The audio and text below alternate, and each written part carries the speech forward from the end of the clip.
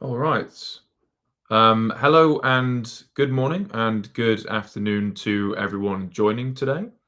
I'm Freddie. I'm a solutions engineer at Snowplow, and I've been at the business for around 2.5 years.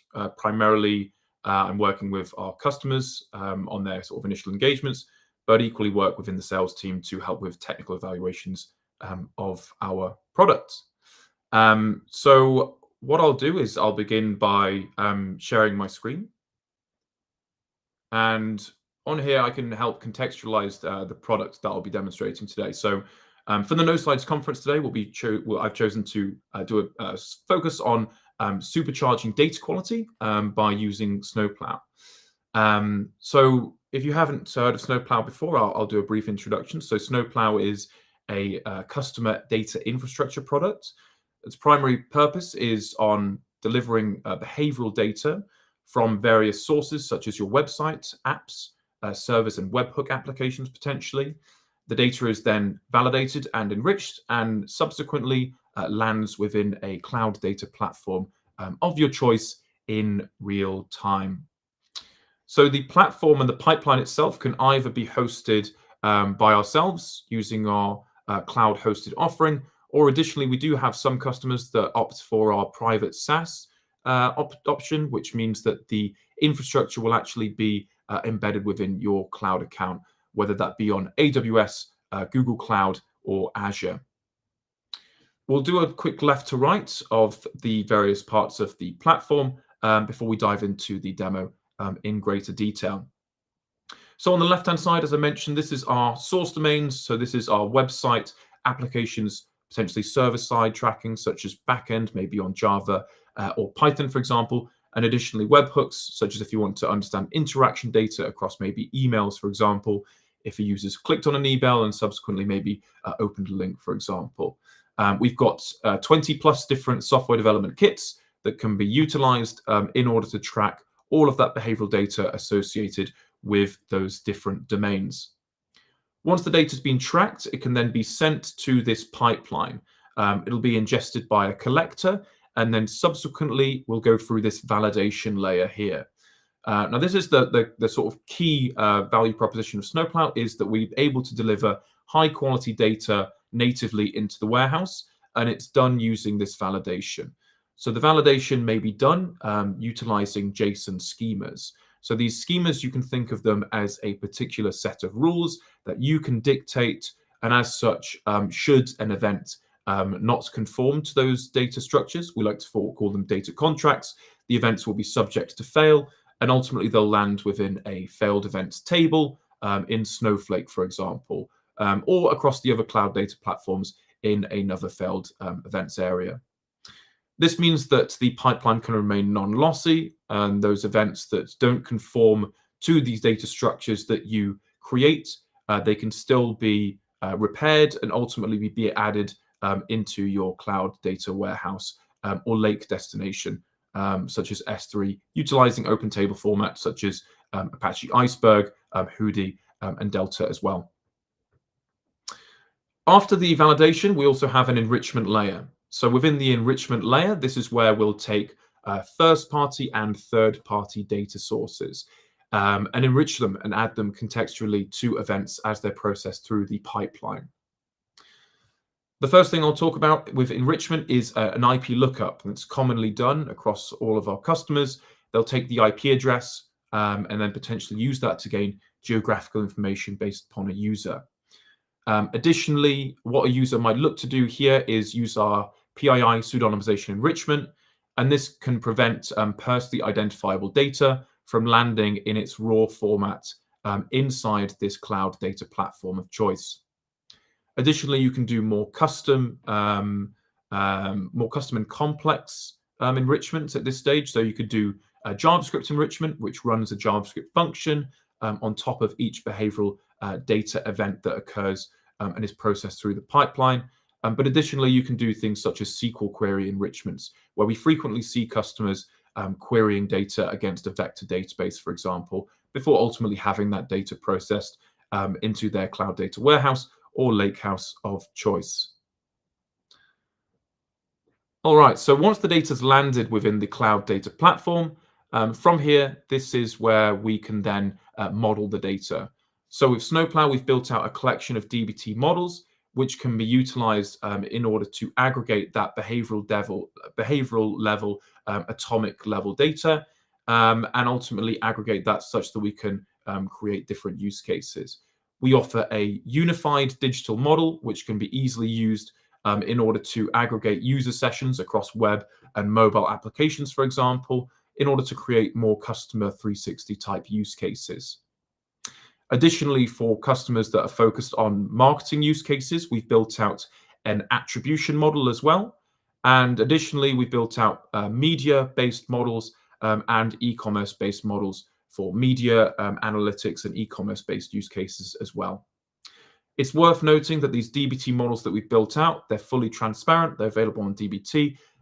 We like to think of them as getting you about 80% of the way there, and then you can build on top of them as additional logic that is required, say, for your business. Once the data's been modeled, it can then be used with our visualizations. We've built out some data applications such as user and marketing analytics, as well as attribution modeling, media and e-commerce as well. And these can be thought of as quick wins, enabling the downstream analysts and consumers of the data to be able to answer simple questions and enable the data engineering team to maintain work on more complex use cases, such as building out AI-based use cases. Additionally, as I mentioned, we're able to feed real time into these cloud data platforms, but we also offer a real-time stream, which could be a Kinesis, PubSub, or maybe even an Apache Kafka topic, depending on the customer cloud of choice. This real-time stream can then be used to filter and send data onto other destinations of choice within real time. So for the purposes of today's demonstration, in order to contextualize this a little bit further, within Snowplow, one thing that we're particularly interested in, say, is how our customers ultimately look to request a demo. Within the Snowplow website, a user may click this book a demo button. Subsequently, they might then look to fill in a form, and then at the bottom, they'll have to click on this book a demo, the book a demo now button. Now, what we can now do is look to create this user journey using the Snowplow UI. And then subsequently, after we've created it as part of our data products builder, we can then instrument the tracking that's going to be utilized that can then be utilized for across our website. So within the console, I'm going to move into the data products section now. Now, the data products, you can think of them as a collection of event specifications and rules that you might build out as part of a tracking plan, say. If I click in the view, this demo request funnel, data product, what we can see is a collection of event specifications. Now, we've added some metadata at the top. I can subscribe to see any changes made to this tracking plan, such that, say, if I was a downstream consumer, I can then make any amendments to my data model, for example. But what we'll do now is we'll drill a little bit further into this request a demo event specification. Now, within here, we can see some of that validation that we set up. So for the event data structures here, I set up this demo request action. And as such, the action must be a property of type demo request, complete form, or book demo. Now, if I send an event that doesn't conform with the property action being of that type, it will then fail validation. And ultimately, this means that all data that flows into our cloud data platform can remain of very high quality. Additionally, within the data product and this event specification that I've created, we can also look to add what we call entities. And entities can be thought of as additional contextual pieces of information that can be modularly attached to each event. As an example, users that are doing A/B testing might look to understand, let's say if I make this book a demo button a little bit bigger, is it more likely to make a user go through that funnel? So here we've added an A/B test entity, and here it must be of type string, and we've got the version of the A/B test that we're doing within here, say. Additionally, I've added a page entity that can be utilized. Now below, I've added some more metadata that can be used by the development team in order to understand exactly where this event should be triggered. So within here, I've added an image whereby we can select where we should be booking a demo, and ultimately this makes it easy for the developer to know where that event should be tracked. At the bottom here, within this explore section, it's just providing some very basic SQL such that we can easily interpret these events that we've created. Having built out this set of event specifications that can be used in order to track these various clicks and filling in forms and submissions that a user might do on the website, what I can now do is convert that information into an easy to utilize tracking. And I'll do so using Snowtype. So Snowtype is a command line interface tool, which essentially bridges the gap between this tracking plan and my IDE. So what I can do now is I would say take these methods and these commands, run them inside my IDE terminal, and having done that, it's going to create a snowplow.js file that's going to contain these event specifications and make it as easy and seamless as possible to instrument these events. What I'll do now to show what that looks like is move into my VS Code. So within here in the terminal, I could instrument those commands, and then what it's going to do is create this snowplow.js file. So for that request a demo specification, it's created a function that can then be utilized in order to make the tracking implementation as seamless and easy as possible for our front-end and back-end engineers. Now, if I move into my React application where I'm tracking on, what I can do now is we see that action as part of the tracker demo request. What I can do is if I start adding that in now, is you can see that those three enumerated items that I added to that list have become available. And as such, using that function, it can add additional visualization on top of my tracking and additional helpers in order to make instrumenting this tracking as easy as possible. So I can then click on this to say the action should be demo request. But additionally, if I made a mistype, for example, you'll also see that a squiggly line has appeared under action. And it will give me an error message associated with why that is happening. This means that ultimately I can ensure that when I'm a front-end engineer or a back-end engineer, for example, when I'm instrumenting these tracking event specifications, I can ensure that they are as expected prior to them reaching that validation, and as such prevent the data from then being filtered into, say, a bad events table within Snowflake. So this means that we've got two levels of data quality checks that can be done inside the pipeline. One that can be done upfront, such that the developers, those instrumenting front-end and back-end engineering, can easily understand if they're instrumenting the events correctly, and the validation as such, filtering out any additional events that may have unfortunately been instrumented incorrectly. All right, so having taken a look at my tracking code, I've built it out with my demo action. I've added my A/B testing entity and my page entity. What I now can do is take a look at what this code might look like live on the website. So for today, I've added a little dummy application here as part of this funnel. You can see a page view has already fired. This is just one of our out-of-the-box events. But if I click on this book a demo function, we can now see an event that started to fire. On the right-hand side, this is the Snowplow inspector, and this is really useful for teams that are developing the code to be able to see events as they're fired in real time. Now, as part of this inspector, what we can also see is the events that we've sent with it. So here we can see the action and demo requests that we sent along with that, as well as the entities. So we can see that we've sent the button size variation of our A/B testing, as well as the page entity. One additional entity that I've sent through with this event is this event specification entity. And this event specification entity is specific to the event specification that I created within here. Now, the benefit of that is that ultimately this means that if I've instrumented the events correctly, we'll get visual feedback within the UI. So here I can see exactly which applications, and based upon an ID that I can send with those events, have had that event instrumented correctly. So we can see this webinar demo, publisher demo, and Snowplow demo has had the event added on them. All right, so if I move back to my architectural diagram, I've shown you the tracking instrumentation, I've shown you the validation that might be taking place, and the enrichment. And now let's take a look at the data as it lands within, in this example, Snowflake in real time. So what I'm going to do is I'll just add a few more events in here.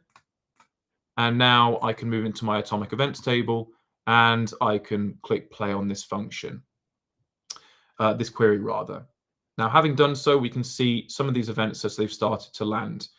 Now, in order to demonstrate this has landed in real time, what we can see is the timestamp that was created from the device and compare that to the timestamp that was shown when the data was ultimately loaded. And what we can see is utilizing our Snowflake streaming loader is we're able to get that data from the point of creation into the warehouse in just over 1 second. Now, whilst we're in Snowflake, I can talk a little bit about Snowplow's data structures. So Snowplow utilizes a big table format, which means that regardless of the application that the events are being tracked on or the event itself, it's all going to land in one singular table.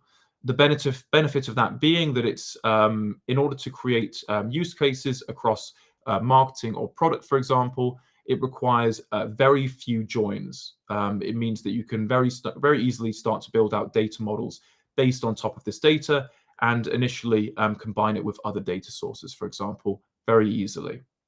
This makes Snowplow, from a data engineering perspective, very simple to use and ultimately reduces the time to get to value. If I scroll to the right-hand side, what we'll see is a few more of the properties that I've selected for the purposes of the demo today. This is a small subset of all the properties that can be fired out of the box. We do have just over 100 properties that can be added to each event, but just for today, I'm showing a few here. So here we've got the action for the demo request. So here we can see it's of type action demo request. To the right-hand side here, we've got that A/B test where we're making a variation on the button size as mentioned. And then on the right-hand side here, I've just got this page entity, just so we can add additional color as to which page this is occurring on. What you'll notice here is I've got a user IP address, and this doesn't look much like an IP address, and that's because we've utilized our PII enrichment in stream, ensuring that when the IP address lands within the warehouse, it's not in its raw format and it's been hashed and obfuscated as such. Additionally here, we've got a network user ID, which means that this network user ID is essentially a cookie. And if set up in a first-party manner, it can last up to 400 days on Safari, meaning that if a customer doesn't, say, log in, for example, or provide you with any further information in order to identify themselves, you're still able to track that customer journey after many, many different sessions. If I scroll to the right-hand side, you can see that based upon that IP address, before I pseudonymized it, I was able to do an IP lookup using that IP lookup's enrichment. And as such, I've determined my geolocational city as well as my country. Further to the right, I also did a bot enrichment such that against the IAB bot database, I can check whether I was a bot or a spider. And based upon my user activity, it's deemed that I was not. Now, as I mentioned, we can also add in this event specification entity, which makes it very easy to understand whether the event was instrumented using that data product that I created inside the Snowplow UI. So if we go back one step and take a look at this infrastructural diagram once more, we created the data and we did so using Snowtype, ensuring that the data was of very high quality in the first place when we were setting up the tracking. The data was then validated against a set of schemas that were contained inside that schema as I mentioned. And then we enriched the data in stream and ultimately fed it into Snowflake in real time.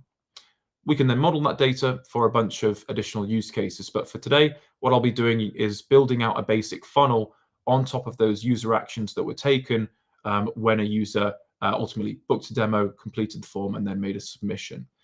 And I've done so using the funnel builder tool. So the funnel builder tool is one of the Snowplow data applications that we've built out.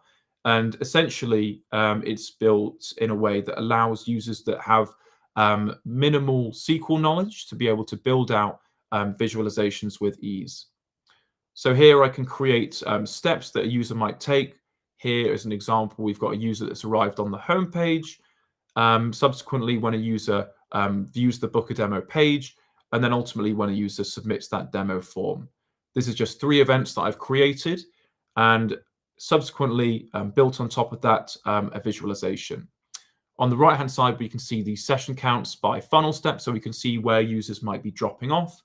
And we can also see that as a funnel conversion rate and abandonment at each step, and additionally a summary table at the bottom.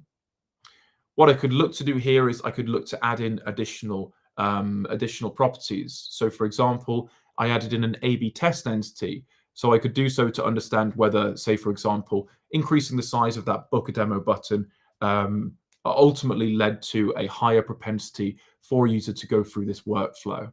Additionally, based upon the geographical information that I was able to collect as a result of the IP lookup, I could look to add that to ultimately see where users are most likely coming from when they're submitting this demo form. Okay, so having taken a look at the funnel, what I can now do is download the SQL. So one of the benefits of the funnel builder is having created the visualizations in the data application, I can then port the SQL elsewhere such that I can use that in other BI tools, for example, or maybe I can look to build on top of the SQL that's been created, and as such, customize it potentially inside Snowflake or in, say, Tableau, for example. So that covers everything I had intended on demonstrating for today. So I'll just summarize how Snowplow can improve your data quality once more by moving back to this architectural diagram. So once again, up front, we're able to instrument tracking utilizing our command line interface tool Snowtype in order to prevent those failures from scraping through the front end or back end engineers.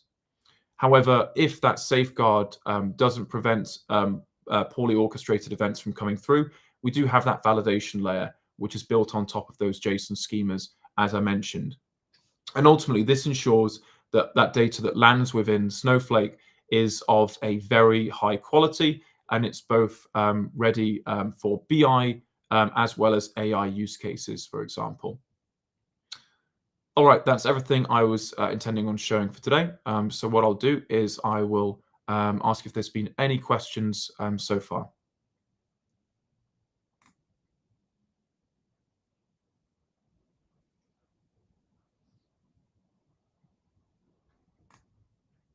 All right, if there's no questions, thank you very much for your time today, and I hope you enjoy the rest of the sessions.